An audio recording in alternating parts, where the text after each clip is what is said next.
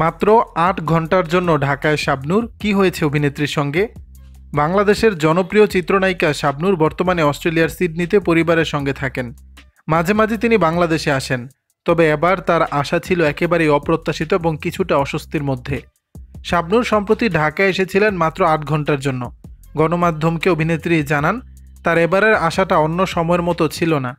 সব সময় দেশে ফেরার খবরে আনন্দ থাকলেও এবার আসার পুরোটা সময় তার কেটেছে অস্থিরতায়।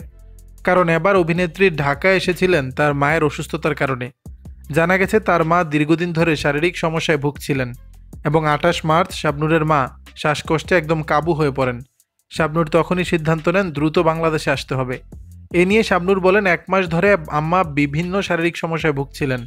প্রতিনিয়ত ফোনে কথাবার্তা হচ্ছিল। ঢাকার বড় বড় হাসপাতালের ৩-৪ জন বিশেষজ্ঞ চিকিৎসককে তিনি দেখিয়েছেন, কিন্তু কোনোভাবেই তার আম্মার রোগ ধরা পড়ছিল না। অভিনেত্রী আরও বলেন, সময়ের সঙ্গে আমার শ্বাসকষ্ট বাড়তে থাকে। একটা সময় বোঝা গেল আমার নিউমোনিয়া হয়েছে। এর বাইরে আরও কয়েকটি সমস্যা ছিল। ২৮ মার্চ তো অবস্থা এমন হয়েছিল আম্মা কথা বলার মতো শক্তি হারিয়ে ফেলেছেন। সেদিন আম্মার শারীরিক অবস্থা কেমন তা জানতে পারছিলাম না, কারণ তিনি কথা বলতেও পারছিলেন না। আম্মার দেখাশোনার দায়িত্বে যিনি ছিলেন তাকে শুধু বলেছি আমি আসা পর্যন্ত আম্মার সঙ্গে থাকতে, আম্মাকে মানসিকভাবে শক্তি ও সাহস দিতে।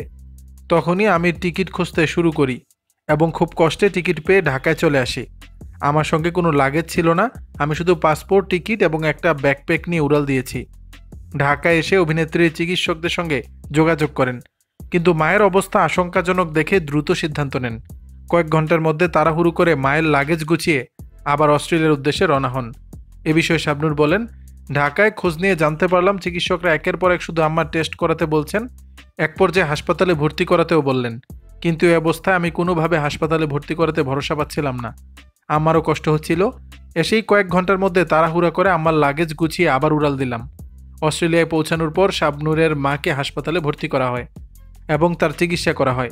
বর্তমানে শাবনূরের মা সুস্থ হয়ে উঠেছেন এবং তার শারীরিক অবস্থার উন্নতি হচ্ছে। শাবনূর জানান, মায়ের শারীরিক অবস্থার উন্নতি হচ্ছে এবং আমি দোয়া করছি তার দ্রুত সুস্থতার জন্য। দর্শক, বিষয়টি নিয়ে আপনাদের মতামত জানাবেন নিচের কমেন্ট বক্সে।